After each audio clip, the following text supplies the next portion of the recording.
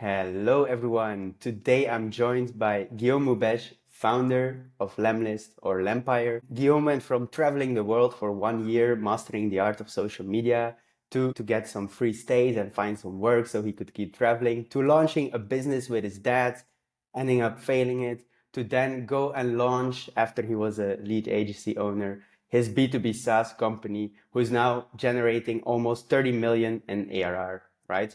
Meanwhile, when Guillaume is not working, he's doing another challenge because one is not enough.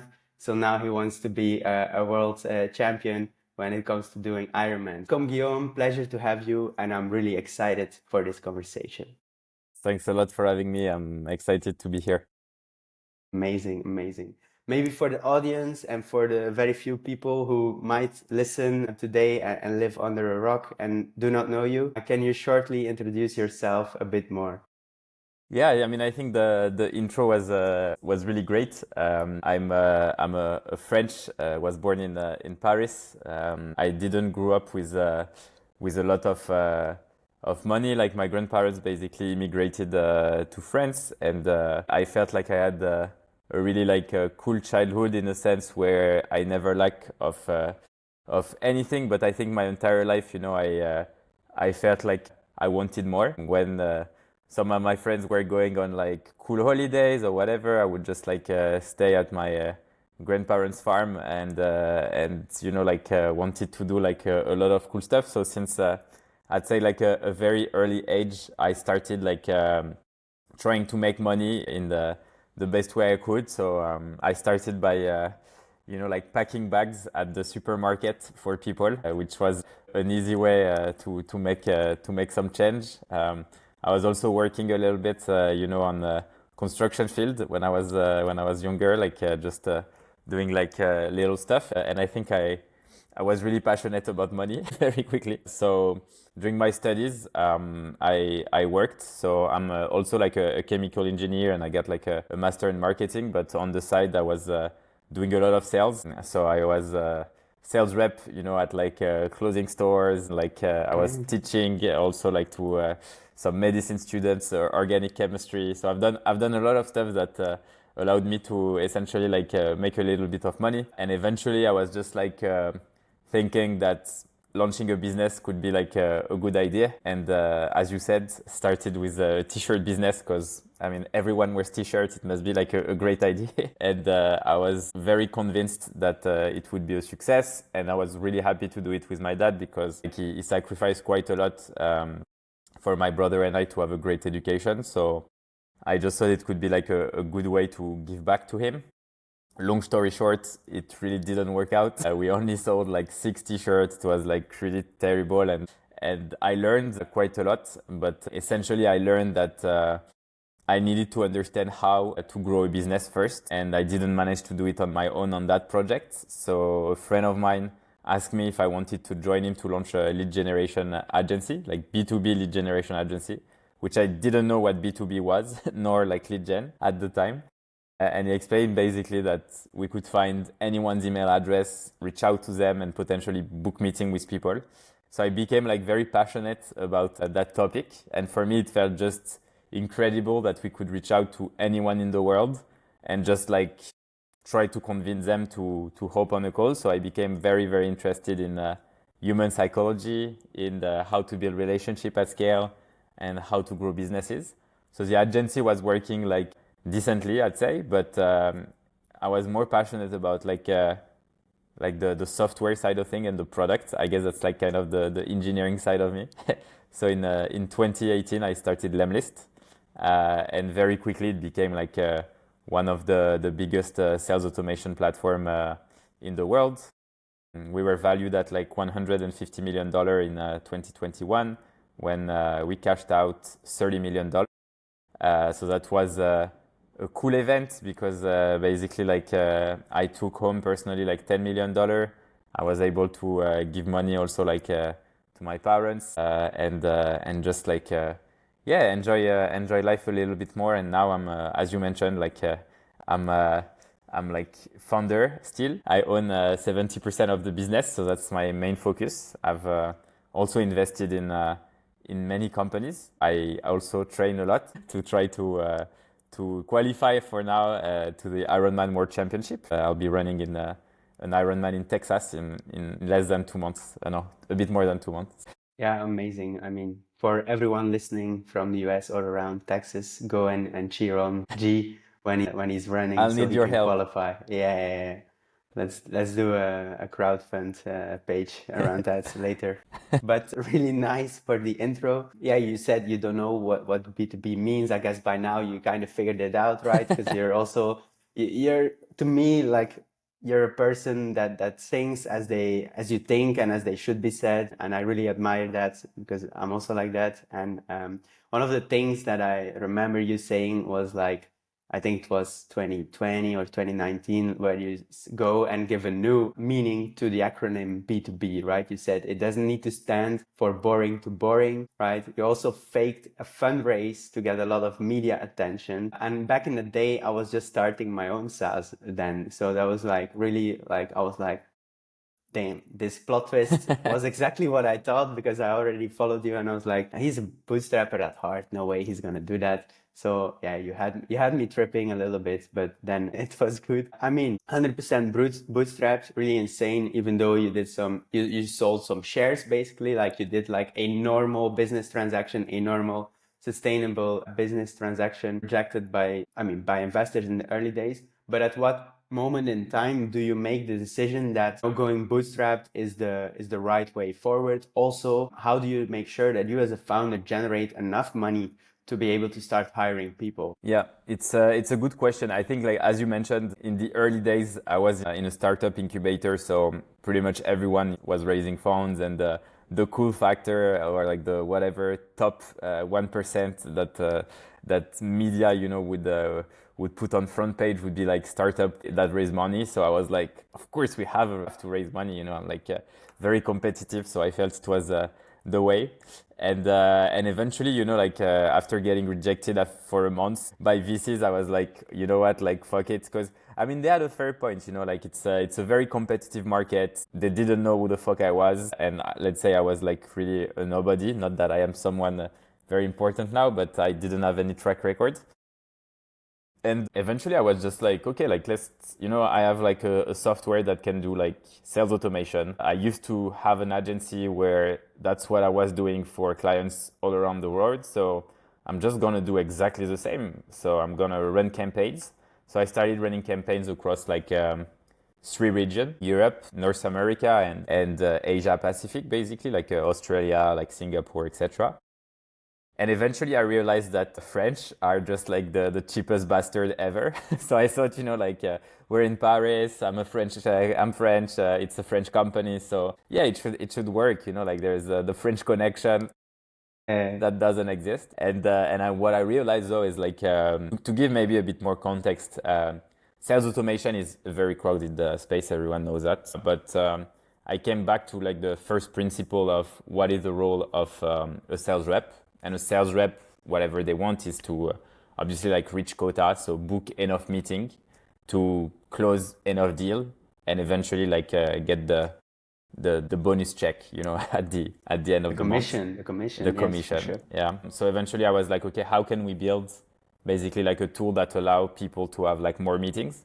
And this is entirely like the thesis around Lemlist. It's how do we make people like more efficient, and how do we make them like more successful? So the initial like project with Lemlist was to really like invest in personalization. So advanced like videos with logos that would come up automatically, or like images with the name of the people and their logo, etc., etc. And very quickly, what I realized is that the content around sales automation was extremely poor.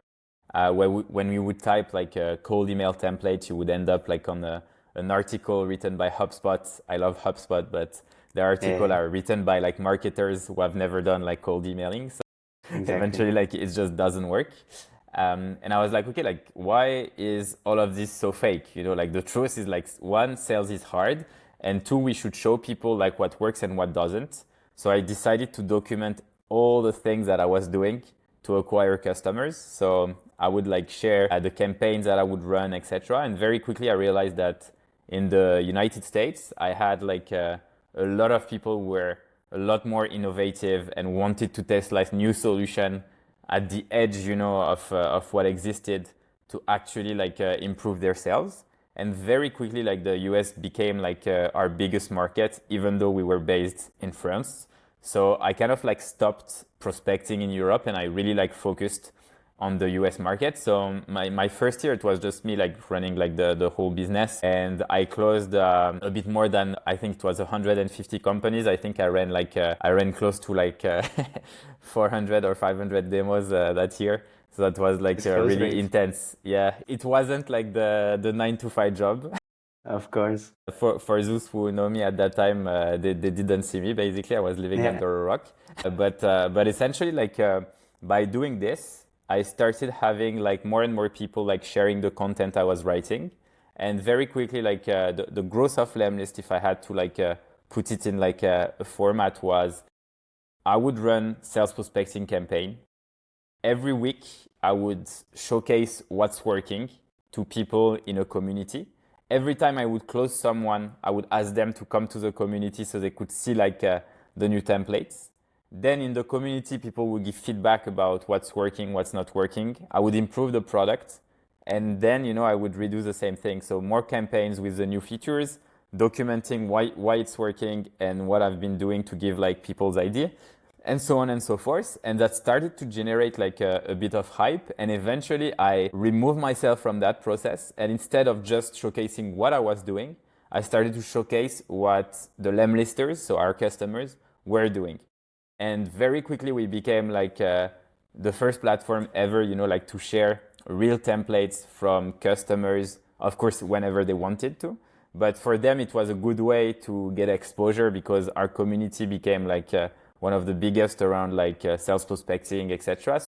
Very quickly, we started having like a kind of like a movement of people who just wanted to do better at sales, and the company grew because you mentioned like your question was about like how exactly do you make sure that you're profitable to actually hire employees? And for us, like I'd say that I waited way too long. So I was really afraid about not being able to pay people. So instead of like, I started hiring like freelancers for a few hours per week just to see like if it was working. And then eventually when I could start paying myself and, it was recurring, like, the good thing about obviously like software is that you charge people on a monthly basis, which means that technically, if everything goes well, you're making more money each month. And it's been the case for the last 7 years, at Lemlist. Like there is basically no months where we make less than the previous months, or it might happen, in December when it's like people churn for some reason, but otherwise it never happens, which is really great. And eventually, yeah, like that's kind of where I started seeing like we were really profitable and we grew like really fast. It took us like 3.5 years to go to 0 to 10 million in annual recurring revenue. As you mentioned, we're close to like $30 million right now. And we're making like $10 million in EBITDA, which is basically like profit before like tax for us. So it's a very like healthy business model and very like profitable one. And I think the reason it's like so profitable is because from the start, the way I conceived the business was to create something that would be like really scalable with a really good product. A strong focus on the results our users could get, and of course hiring like an exceptional team because you can't do everything on yourself. Yeah.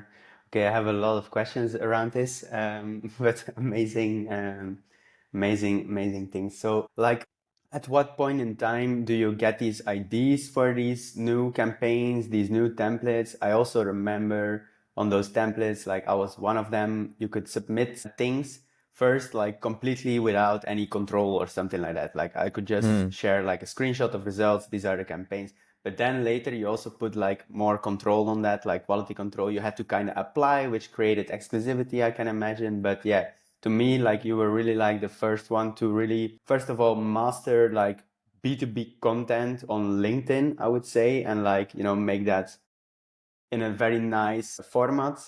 And then secondly, also that community-led aspect where bunch of other B2B SaaS companies are doing that. Or for example, Clay is now being recognized for that. But I think sometimes you're a little bit, overshadowed by, again, those companies raising a lot of money. But for me, you were really like the first one to really do that very, very well.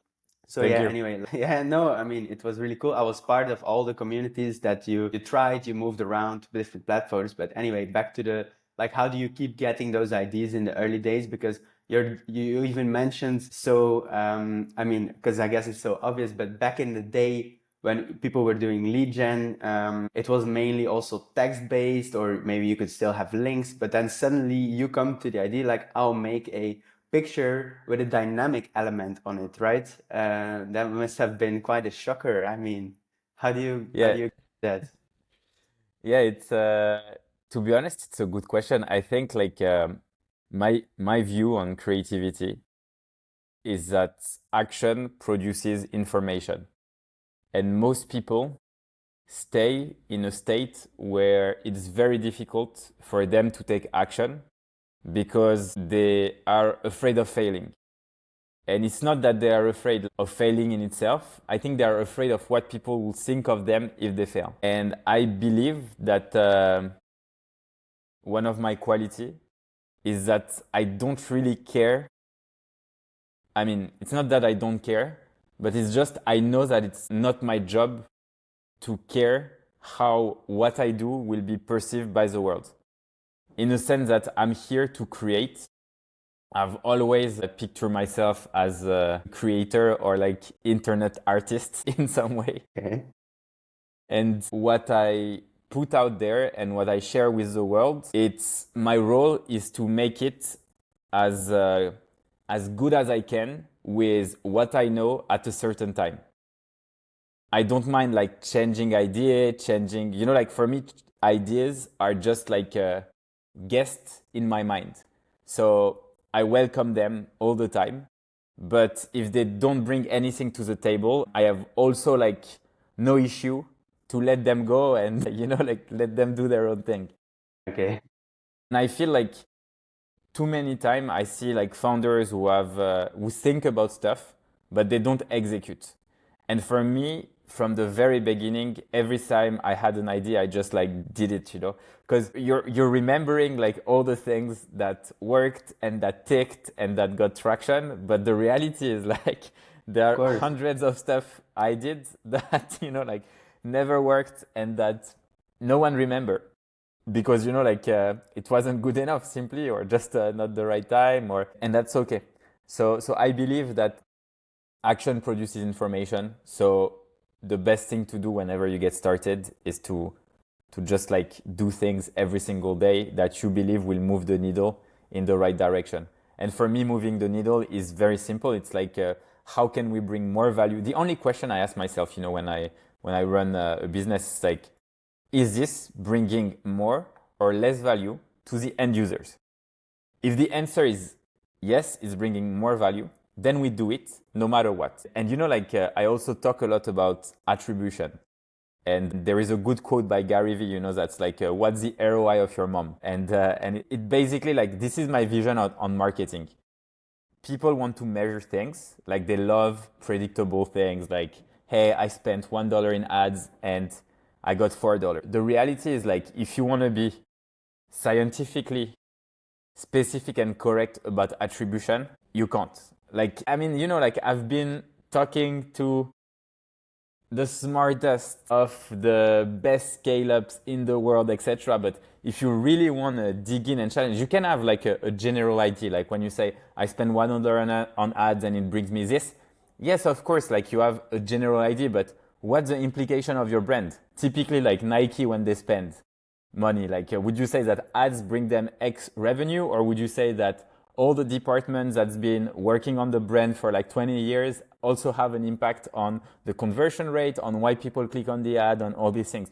It's like, it's just stupid to put down to like one number. So of course you need to measure things, but I just feel like sometimes people spend way too much energy and way too much resources to try to get the perfect attribution model when it's never going to be perfect.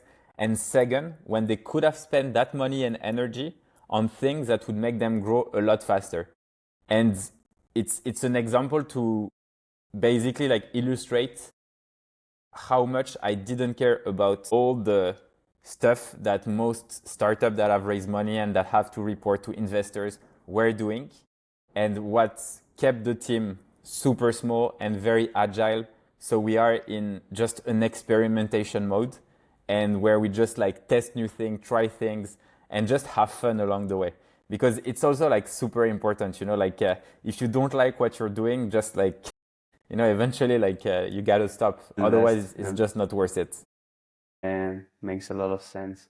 That's amazing. So what metrics did you then start tracking at some point? Because I totally feel you, and we can have like the whole Chris Walker conversation regarding attribution as well. Like then I'm always wondering what do you find important? Because I totally agree with you, and I think this will be very valuable for many people.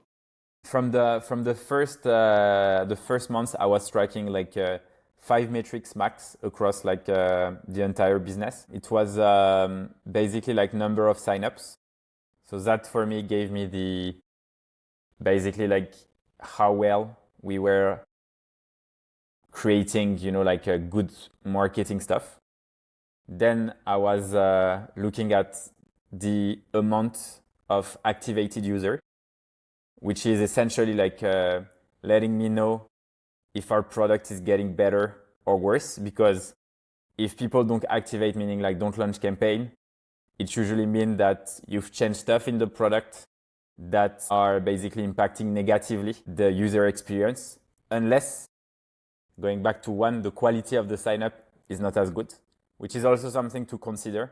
So this is more like it's not a number, it's more like qualitative. It's something I would say I would like just look at. So basically in the early days, you don't have like that many signups, so you can look overall like what's the quality, and later on you can automate it by just doing like very simple things. Like typically when someone sign up, I'm going to get their domain, and from their domain I can find the company name. From the company name I can enrich with company size, revenue, sales team size, department, etc., etc. And from that, it gives us an overall like analysis on what kind of companies are registering and what kind of person at this company is creating an account.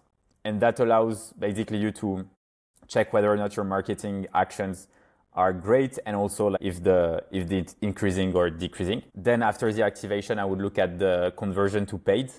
So how many people who have activated are actually becoming paid customer. And then, it would be like MRR, so like the monthly recurring revenue, and the churn, meaning like how many people cancel their subscription. And that is a metric that evolved a lot over time. And it's something like I think in the early days, I wasn't caring that much about it. And that was a mistake. But we can discuss that maybe later. Okay. No, it makes sense. If I get it right, those are very, let's call them high level metrics, like the things that matter on a balance sheet, basically, right? If you're running your own business, at least. If you have investors, it's a different story. But if you're the one looking at the balance sheet, it basically comes down to the essence of, what's bringing in the money and how good are the leads, right? Let's put it like Exactly. that. Now, at which point how do you make the decision to double down on something? Because at this point, okay, you're doing outbound, you're creating these templates by documenting, you're sharing that on LinkedIn, you have a community, you don't care about attribution, but do you somehow track how this sign up got there? And if so, why? And then how do you make the decision to double down on something? Yeah, no, that's not something we were doing. Okay, all right. But Because today, basically like the source, it was pretty easy. Like, of course, I was also writing articles, doing a bit of SEO. I had some of the articles that were like ranking really well and bringing some signups. But apart from that, we weren't running ads, and we were just like good at making our users successful. And I think the only thing, we were thinking of is like, how can we make them more successful? So I would work hard on the product. I would invite the smartest people who are doing sales on webinars. I would do a lot of different kind of things just to make sure that our users can get like the just the best of the best, you know, like content and strategies and playbooks, etc. And the reason why, you know, like I think, you know, like people love to believe that there is like a science behind business. But a science means like that whenever you repeat exactly the same thing, you would get the exact same results. And the truth is, it's not true. You know, like business is not a science. I've seen people doing exactly the same and it didn't work. You know, so it's like sometimes you gotta do, you know, what feels right and also follow your instinct. I think it's also something that, you know, I try to. In the early days, I didn't want to do it that much because it's scary and it doesn't feel repeatable. But the more I grew the business, the more I started to connect, you know, with my instinct. And instead of like just doubling down, you know, on like one channel, etc., I would just ask myself simple question, you know, and it's just like, okay, are we doing something that our users like? If yes, let's continue. And if we see that the MRR keeps growing at 2-digit month over month, so I would say like for the first 3.5 years, we were growing anywhere from 35% to 25% month over month. So it's like huge exponential growth. And yeah, it's insane. I think it took us like maybe 3.5 to 4 years to go down to like 1 digit, so like 8 or 9%. But before that, it was Still like high. yeah, it's like 40, and it went down progressively because obviously eventually like it gets so hard to keep the 2 digit. But yeah, it's just like I just think, you know, like people overcomplicate things when sometimes it's just the good way, you know, it's to do like basic things a lot of time and Keep doing eventually that. it just works. Yeah, right. Because you once said growth equals momentum and speed, right? So yeah, you basically just kept going. You focused on, okay, and as long as, you know, the monthly growth stays, we will just assume for now that all these things we're doing is having a good effect, because at the end of the day, it is also like that, right? Like you must be doing something right, and then it doesn't really like matter if you have like the capacity, resources to keep doing what you're doing. It would make sense to, you know, double down on that.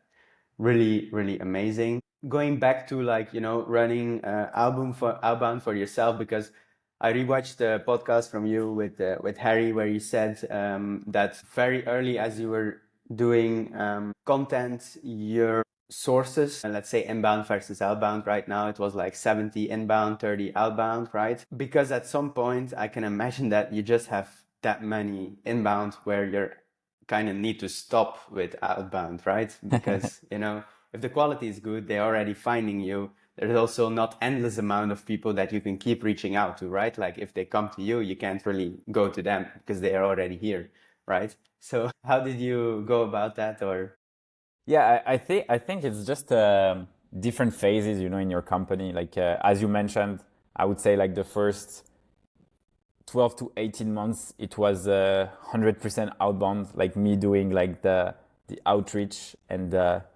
just acquiring like customers. And eventually, as you said, you have more word of mouth. People start coming on their own. So the balance started reducing until like eventually you just like people are coming. So now we're gonna do like outbound, but on very specific accounts. And I think this is also an interesting. There is one point I didn't mention about outbound, and I think it can be like quite helpful, like for people out there. When I started, I would do outbound on a target persona that wasn't, I would say, like, yeah, it's by definition, whenever you do outbound and you set up outbound, a lot of people are very like pragmatic about it, in the sense that you watch how much time it requires to reach out to a certain amount of people, how much meeting you book with them, how much you can close. And from there, you realize whether or not you have a good ROI. So typically, if we're selling a tool that costs $50 per month and the person comes on their own, meaning like it's just one person, it means that the amount that they're going to pay is maybe like 500 or like 400, you have a discount for yearly, 400 per year. So to technically like pay my salary, the amount of people I would need to close is actually like too high for me that it's going to be interesting to do outbound, you know? And that's the reason why a lot of people, when they have like, you know, like ARPA, average revenue per account, that is like quite low, that they don't do outbound. And the reality is like, because I knew people don't do outbound on this specific target, it also means that they receive less messages. So I started like doing outbound on specific targets. And very quickly, I realized two things. One, when you close someone and they love the product, you should reach out to them and ask for referrals. So that was the first thing I was doing, meaning that yes, the first 10, 20, 100 customers are hard to get, but then when you reach out to them to get like referrals, then the referrals are much easier to get because you're like basically reaching out from someone that they already know. So that's like the first lesson that makes basically like an outbound engine really work. And the second part is like, even though, you know, like they might have not been like the best target, they also brought a lot of word of mouth, which meant that a lot of customers came from the customers I had closed.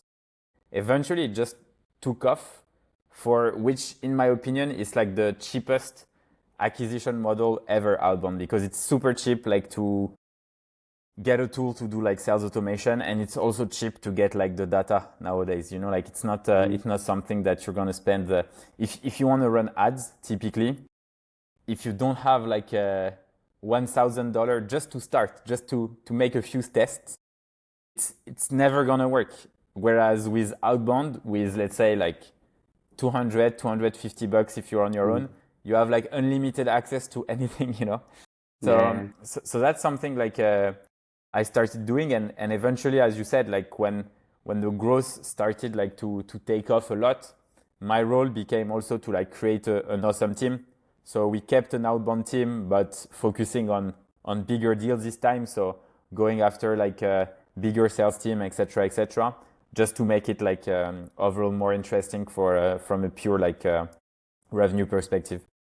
Yeah, makes sense, because then you also, yeah, you know, those salespeople want commissions, right? So getting 5% on a $50 deal is not so interesting, right?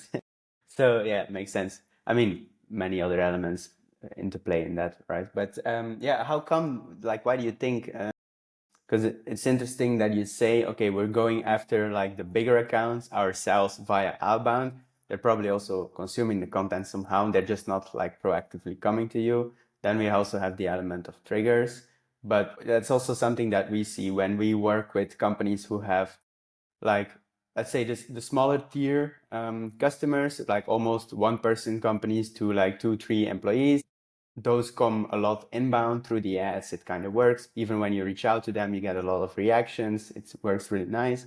But we see that from outbound, the deals they get to close and the meetings we can generate are usually bigger accounts. And so the ACV is higher, which again makes a lot of sense because ROI of outbound then becomes huge. So why do you think that it's harder to attract those bigger ones via inbound? It's I don't always like dating analogy with sales, but I think it works quite well. There's Have you ever seen like a super hot girl go and just do like I don't know, like just go out guys and try to pick them up? Usually it doesn't work that way. She gets like so many people coming at her that eventually like she picks from what comes to her. And the reason why, it's not because like of course like she's obviously like scared to go like talk to a guy eventually and get rejected like everyone else, but I just also believe that she doesn't do it because she thinks that if a guy was interested in her, he would reach out. And I think that's the same thing with, you know, like all those big names, those big brands, they get like so many people like reaching out all the times, that for me sales is about two things. So sales equals timing times trust. Trust, it's 0 or 1. either I trust you or I don't. And timing is either 0 or 1. Either it's the good time for me like to purchase your product or service, or it's not. And I feel like whenever these big companies, you reach out to them and eventually it's the right timing, then comes how does the trust process is built. And now they're going to go look at like your blog. They will also go look at your competitors, potentially do demos at that time. So I think you can attract them, but usually like every big account is being like prospected by most of the competitors, so they already know.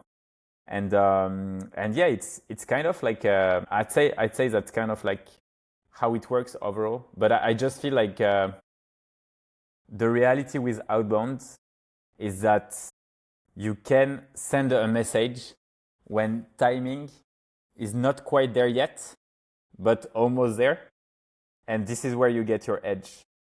And that's why usually like these big companies, they go with, they don't even put the effort to look at all the solutions on the market to look at which one is the best. They're gonna be like more towards like the trust factor.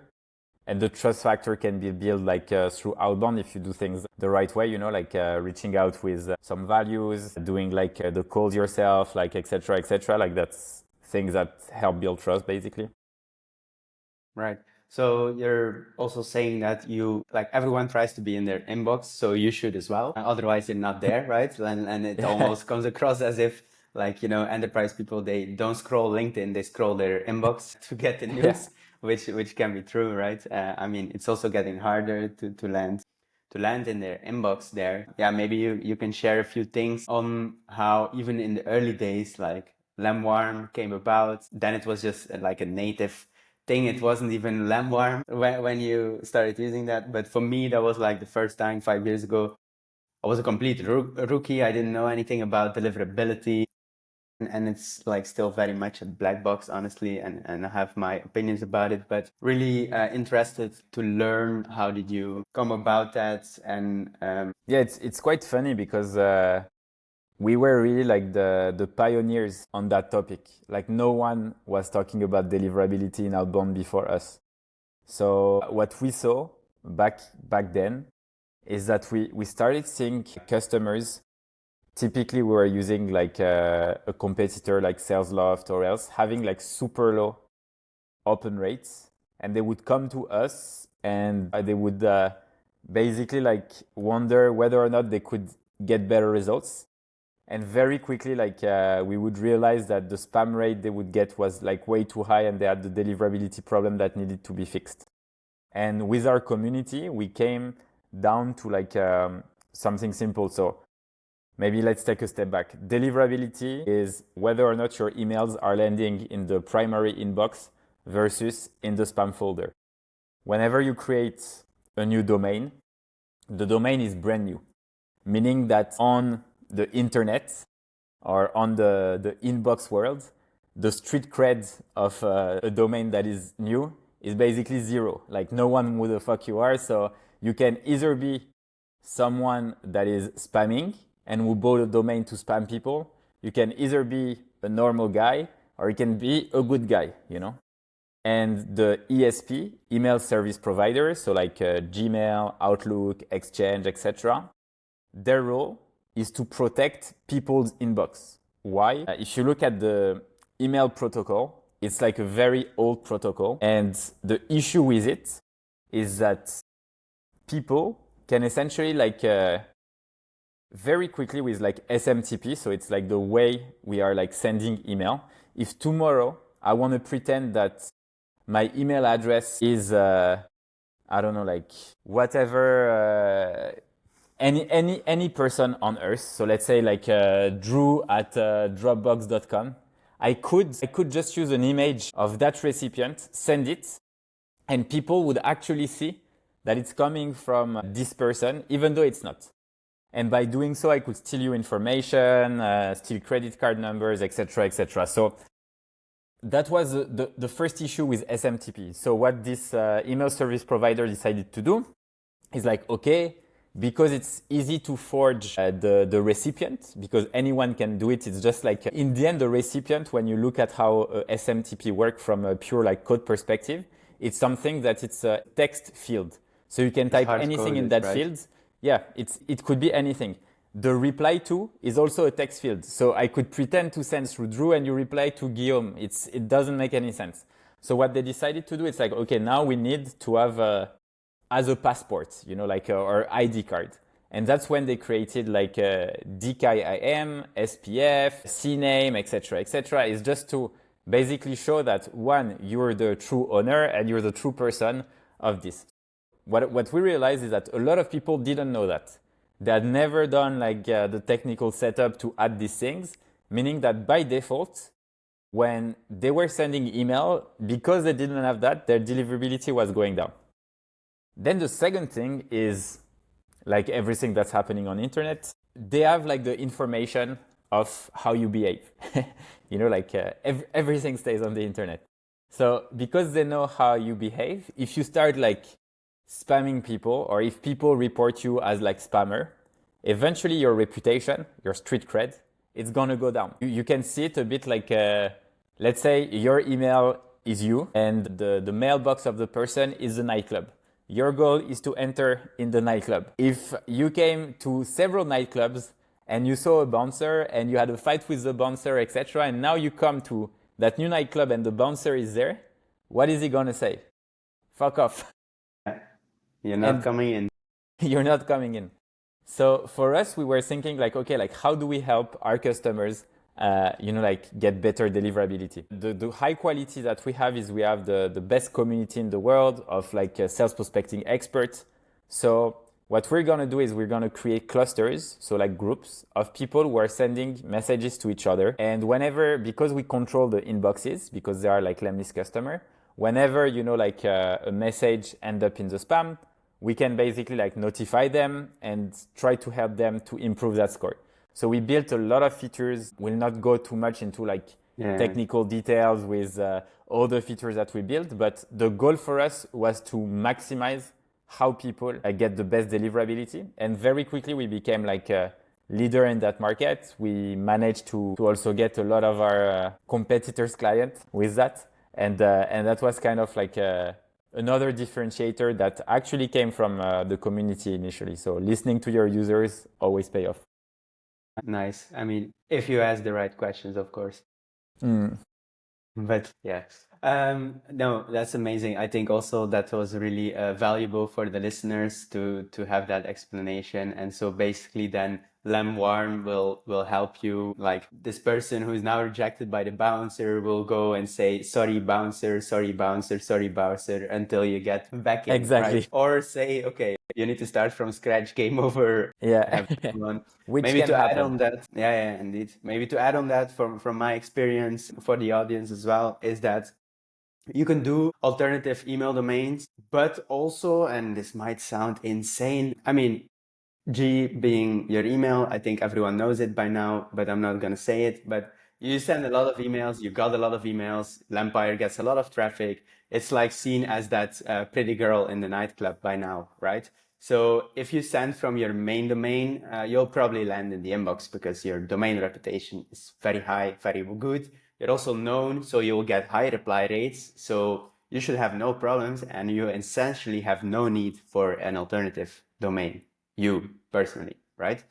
Now, if you add SDRs into the mix who send like shitty templated emails, maybe it's another story, okay? Yeah. But so now you're like buying an alternative domain, and what we see is that the process should be something similar to this, but like you buy the domain, like you said, it's like zero street cred, zero recognition, zero knowledge.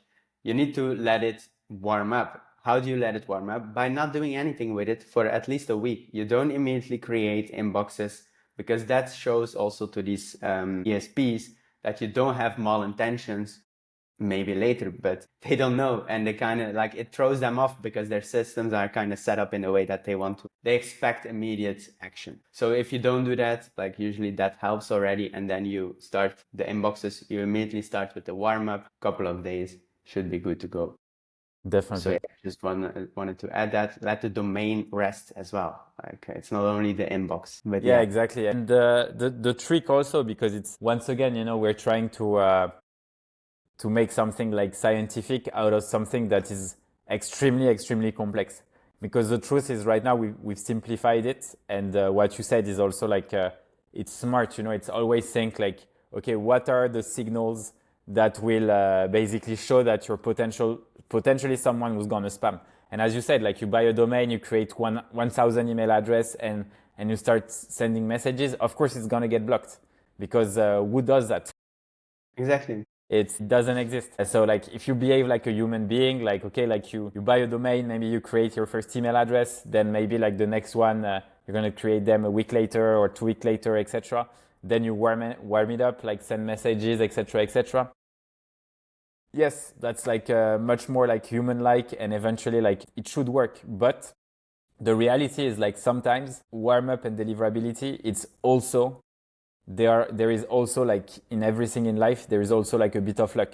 Because the reality is like if you do sales prospecting and you end up sending a message to two people who are extremely grumpy that day, and they decide to put you like in the spam folder, report, block, whatever, or like do all the things that they could do, like it's just not your lucky day, like and it's the same thing whenever you do like door-to-door sales, and eventually Or like even cold calls. yeah, or cold calls, and the person start like yelling at you and insult you and tells that they will sue your ass. Like, I've seen like some crazy things. Or you do door to door, and eventually like the person is unhappy and they just ask their dog to attack you, and you have to like run super fast. Like sometimes it's just not your day. And with warm up, there is unfortunately not like 100% bulletproof solution, but you can still do a lot of things that will avoid all these problems, and that most people aren't doing, when it actually like cannibalized a lot their results in outbound. Yeah, indeed. That's it. Like I always say, focus on what you can control, and the rest, like it's gonna happen either way. It is what it is, right? So Definitely. yeah. Yeah. And I mean, obviously, there's great materials on this stuff, so people can definitely read up on it and then experiment, right? Like going back to the experimentation. So yeah. Now, actually, I wanted to ask you, like, you speak with I don't know. I mean, I guess you still speak with a lot of revenue leaders in the tech scene.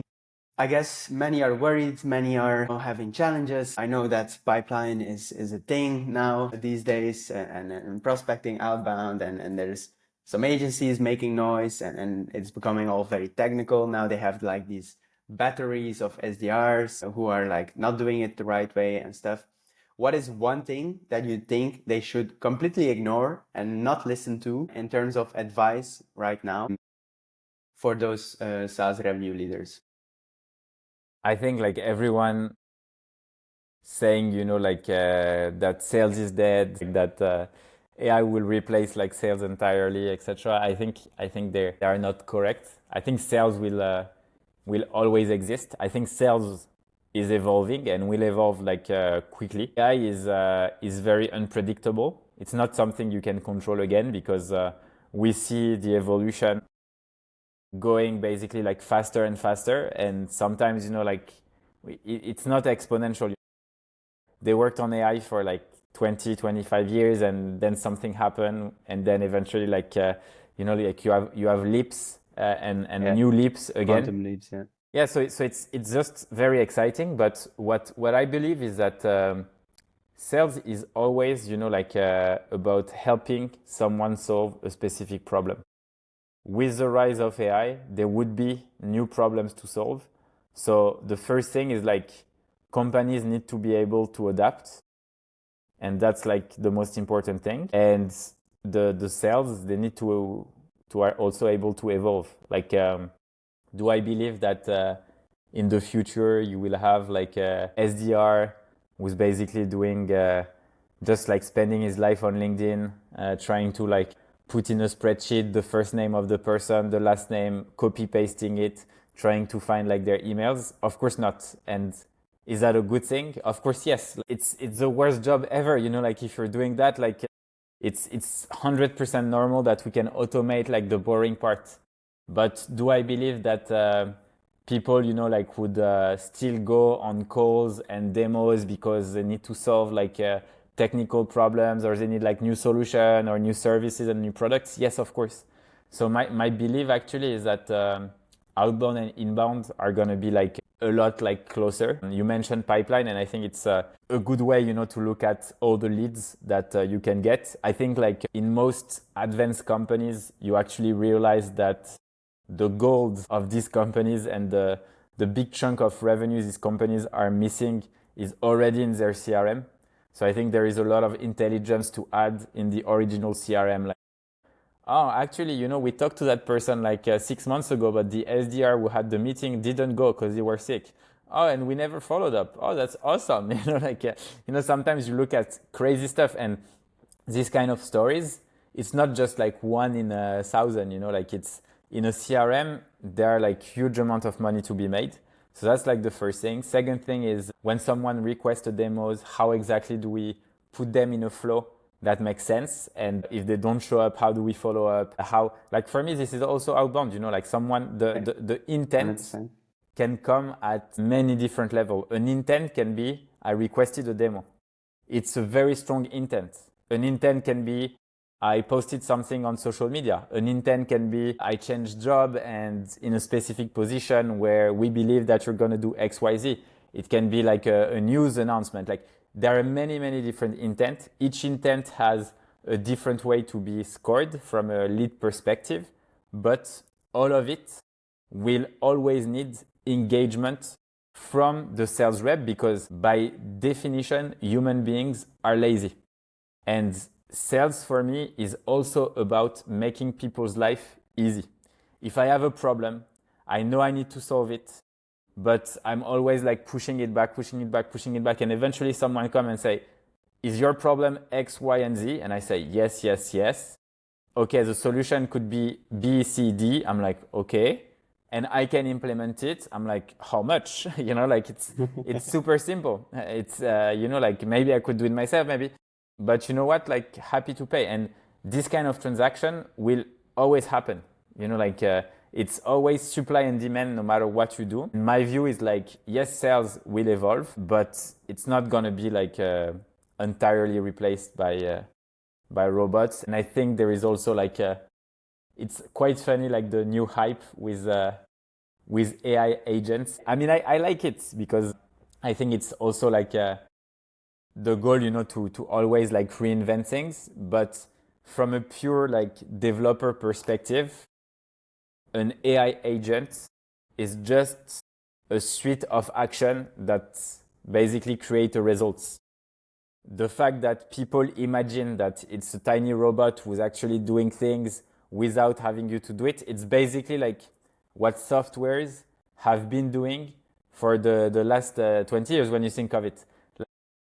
100%. Yeah, like whenever you are, I don't know, like you're on Lemlist and you say like, send one message, if no reply, send another one. Exactly. If they click, you send X, Y, Z. It's conditional. You're basically like, you can call it an AI agent if you want, like it's, Yeah. of course it's not ChatGPT branded, but Yeah. in a sense, it's better the for same you. thing. Yeah, exactly. So yeah, that's kind of No, my I vision agree. around the. I agree 100%. Also, like maybe bringing that in a bit of broader context, it's like also in order to build AI agents, you need to know the process first, right? Because it's still going to be you who needs to figure out the tasks. So it's not like suddenly now you can like, so I never did this, so let me buy an AI agent to do this. It's like, no, right? Because you're not really solving anything, right? It's like, so yeah, I totally agree with you there. More personal note, a reflection I had a couple of weeks ago was like, I hope that 2025 in terms of like the B2B SaaS scene and how they look at sales, how they do sales, SDR, AE, like all the motions, I hope it's going to be like a transformational year in the sense that I find it quite ironic that they would overinvest sometimes in people, like having more SDRs to increase outputs. I don't really believe in more people for more output, but they tend to believe in it. And I find it quite ironic because at the end of the day, all these people are selling automations. They are selling technology, right? They are selling at the end of the day, replacement of humans or assistance of humans, right? So yeah, it's kind of like, to me, those concepts are sometimes like so ironic that I would talk to a sales leader who rather hires 10 SDRs to do what we can do with a couple of automations for half the price. No, half, for 1/5, 1/10 of the price. But just because they want to say I have a team of 10 SDRs or something like that, right? Yeah, I mean, I think, like, I think it's also funny because the truth right now, if you look at the sales industry, you of course have like, like SaaS companies, etc., who are like selling technology, as you mentioned, and that are like supposedly more like tech savvy than other companies. But the truth is, like, some people, they don't even know that you can automate a follow-up. Like, and it's not like, I'm not talking like 0.00001% of the salespeople in the world. Like, it's much larger than that, Yeah. So the time, like, sometimes we don't realize, yes, of course, we're at the edge and we see all these things Yeah. happening and it's exciting, etc. But the truth is, for it to actually like expand, and it's going to take a lot of time. And not every companies have sales ops to deal with their entire pipelines and this kind of thing. So it takes time. It's something that's gonna take time, and I think like it's also exciting because it means that sales is changing, and that's what I love about it. It's like always new things. You need to be like understanding how things work. You need to be at the edge all the time and challenge yourself, and I think that's what we've been doing quite a lot. So I like it. Exactly. Yeah, it's becoming more challenging for us as well now, right? To Yeah. keep up and kind of push that edge a bit further as well with all the new capabilities, right? So yeah, maybe to wrap up, G, what would be like your biggest advice to early stage founders who are, I mean, doesn't even need to be only early stage founders, but let's just say to people who want to run a lean and mean pipe generation machine? What would be like your 3 tips? Tip number one, it's okay. We're gonna like start from the hypothesis that the person already have customers, because it makes it probably like easier. So the tip number one is like, look at your customers, find the one that are paying the most money and that are like the less of a pain in the butt, if I can say, and just like understand very deeply who they are and why they chose your solution. It always starts with this category, because basically they are the one that will allow you to scale your business a lot faster. Often you would see that I remember when I had my agency, I had customer paying 1K per month, who were like pain in the butt like crazy, like asking for all the little details, etc. And then I had customers like paying 5K per month, who I never talked to, and they were just happy with everything, and it would just run on autopilot. They would not like question the templates I wrote, so find this kind of people. Try to define what we would call like ICP, so ideal customer profile, your tier one, so like the top of your customers. Second step, it's basically like spend time interviewing them and asking them, like question like, if you had to describe our solution to a friend, what would you say? If you what are the reasons you decided to go with us versus like competitor? What is like one thing you feel is unique about us that you've never seen elsewhere? And by just doing this, take their verbatim, like the way they are speaking.